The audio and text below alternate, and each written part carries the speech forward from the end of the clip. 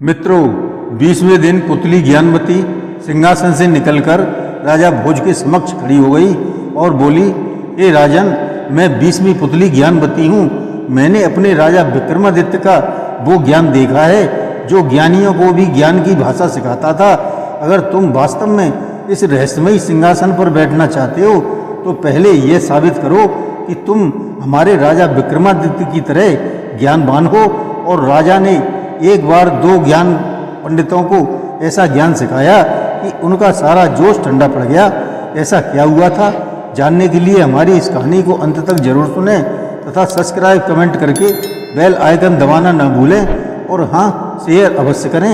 आपका सहयोग ही हमें अच्छी कहानियों के लिए प्रेरित करता है। धन्यवाद।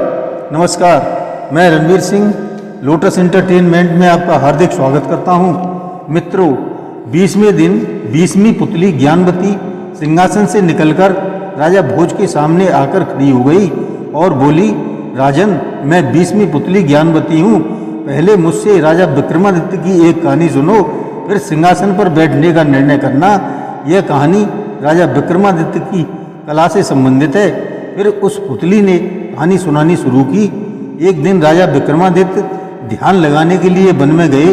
वहाँ पर उन्होंने देखा कि अपनी अपनी विद्या में निपुण दो प्रकांड पंडित आपस में बातें करते रास्ते से गुजर रहे हैं और राजा ने सोचा उनकी बातें सुननी चाहिए।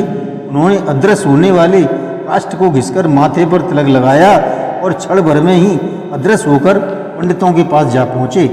वे अब उन दोनों की बातें सुन सकते थे। पहले पंडित ने किसी मरे हुए पशु की हड्डी देखकर अपने साथी पंडित से कहा, यह हिरण की हड्डी है और उसे मरे हुए लगभग 4 वर्ष बीत गए हैं। पता नहीं तुम सोच कर कह रहे हो या झूठ। दूसरे पंडित ने कहा, उस मरे हुए हिरण को बुलाकर पूछा तो नहीं जा सकता कि यह तुम्हारी हड्डी है और तुम्हें मरे हुए 4 वर्ष बीत चुके हैं या नहीं। पहले पंडित ने बिगड़कर कहा, तुम मेरे ज्ञान को चुनौती दे रहे हो। मेरा ज्ञान तुम्हारे लिए काला अक्षर भैंस बराबर है। हो सकता है तुम्हारा कहना अपनी जगह सही हो, पर ज्ञान ऐसा होना चाहिए जो हर एक की समझ में आने वाला हो और उसका प्रत्यक्ष प्रमाण दिखाया जा सके। जरा अपने ज्ञान को कसौटी पर घिसकर तो दिखाओ। दूसरे पंडित ने कहा। ओह, पहले पंडित बोला, इसमें क्या परेशानी है। मैं ठहरा ज्योतिषी, विद्या का ज्ञाता। किसी भी व्यक्ति के हाथ और पैर की रेखाएं देखकर उसके भूत, वर्तमान और भविष्य का हाल बता सकता हूँ। तभी पहले वाले पंडित का ध्यान जमीन पर पड़े किसी मनुष्य के पैर के निशान पर गए जिसमें उसे कमल की आकृति नजर आई। वह बोला, इन पैरों को निशान को देख रहे हो, यह किसी साधारण मनुष्य के नहीं है। मेरे ज्योतिष ज्ञान के अनुसार यह पैर के निशान किसी राजा के होने चाहिए। वो न हो कोई राजा अवश्य ही यहाँ से नंगे पांव चलकर गया है। ये पैरों के निशान उसी के हैं।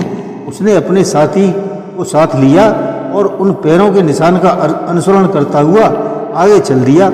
थोड़ी दूर जाने पर उन्हें एक लकड़हारा दिखाई दिया जो एक पेड़ के नीचे बैठा आराम कर रहा था।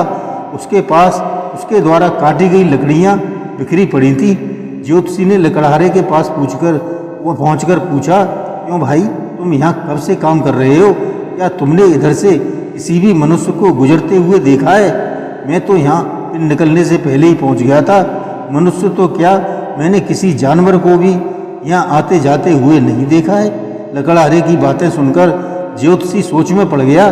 फिर कुछ सोचकर उसने उस लकड़हारे से कहा, अच्छा भाई, जरा अपने पाँव तो दिखाओ। पहले तो लकड़हारे ने पाँव दिखाने से साफ मना कर दिया, लेकिन ज्योतिषी द्वारा बार बार कहने पर उसने अपने पाँव उसे दिखाई।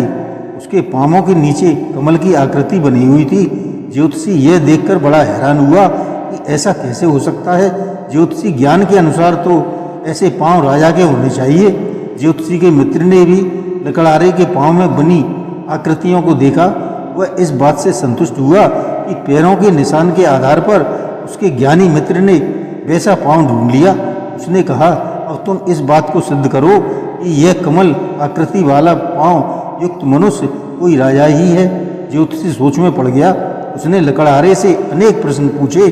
उसने बताया कि वह उज्जैन नगरी में रहता है और जब से होश संभाला है यही काम करता आ रहा है। यह उसका पुश्तैनी काम है।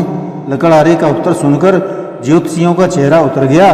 रही सही आशा की किरण भी बुझ गई। उसकी समझ में नहीं आ रहा था कि ऐसा क्यों संभव है। क्या इसका सारा ज्योतिष ज्ञान बेकार गया। वह निराश होकर वहाँ से लौट पड़ा। उसके साथी ने कहा, अब कहो क्या कहते हो। पहली ही परीक्षा में तुम असफल हो गए। प्रत्यक्ष को प्रमाण की आवश्यकता नहीं है। ज्योतिषी संशय से बोला, मैं इस बात को कैसे मान लूँ। यह लक्षण इतना प्रबल है कि साधारण पुस्तकों में भी मिल जाएगा। मैं तुम्हारी इस बात से पूर्णतया सहमत हूँ, क्योंकि इस बारे में मैंने बुजुर्गों से सुन रखा है। लेकिन तुम तो ज्योतिषी हो, जरा सोचो ये कैसे हुआ। फिर ज्योतिषी कुछ सोचते हुए बोला, इस लक्षण को देखने का मेरा पहला अवसर है।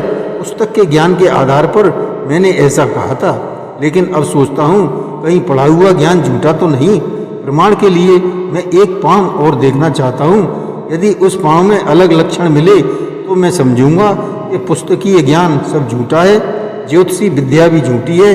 घर में जितनी भी पुस्तकें हैं सारी झूठी हैं, सबको जला डालूंगा। मुझे थोड़ा सा समय दो मित्र, इस बात के लिए मेरे साथ उज्जैन नगरी चलो। मैं राजा विक्रमादित्य के पैरों को देखना चाहता हूँ। उनके पैरों में यह लक्षण हैं या नहीं, मुझे कोई परेशानी नहीं है। दूसरे ने कहा। दोनों मित्र उसी समय उज्जैन नगरी की ओर चढ़ पड़े। महल में पहुंचकर दोनों ज्ञानियों ने राजा से मिलने की इच्छा जताई। राजा की ओर से तुरंत आज्ञा मिल गई। ज्योतिषी ने राजा के सामने पहुंचकर निवेदन करते हुए कहा, महाराज, मैं आपके तलवे देखकर उनमें मौजूद लक्षणों से संतुष्ट होना चाहता हूँ। राजा के होठों पर मुस्कुराहट उभर आई। उन्होंने अपना पैर आगे बढ़ा दिया। ज्योतिषी को यह देखकर बड़ी हैरानी हुई कि राजा के पैरों में वैसा कोई लक्षण नहीं था। उनके पैर साधारण मनुष्यों की तरह थे, उनमें कमल जैसी कोई आकृति थी ही नहीं। यह देखकर वह ज्योतिषी उदास हो गया। तब राजा विक्रमादित्य ने पूछा, ब्राह्मण देव, बात क्या है। आपने पहले मेरे पाँव देखे, फिर उदास हो गए। तब ज्योतिषी ने राजा को सारी बात बता दी। राजा ने कहा, जंगल में तुमने जिस लकड़हारे के पैर देखे थे वह मैं ही था, लेकिन तुम अपनी ही विद्या के संशय में पड़ गए, तो मैंने सोचा तुम्हारा भ्रम दूर किया जाए। मैंने तुम दोनों की बातें सुन ली थी कि तुम मेरे पास आने वाले हो। मैं तुम्हारा इंतजार ही कर रहा था और तलवों पर त्वचा की बारीक नकली परत चढ़ाकर बैठ गया था।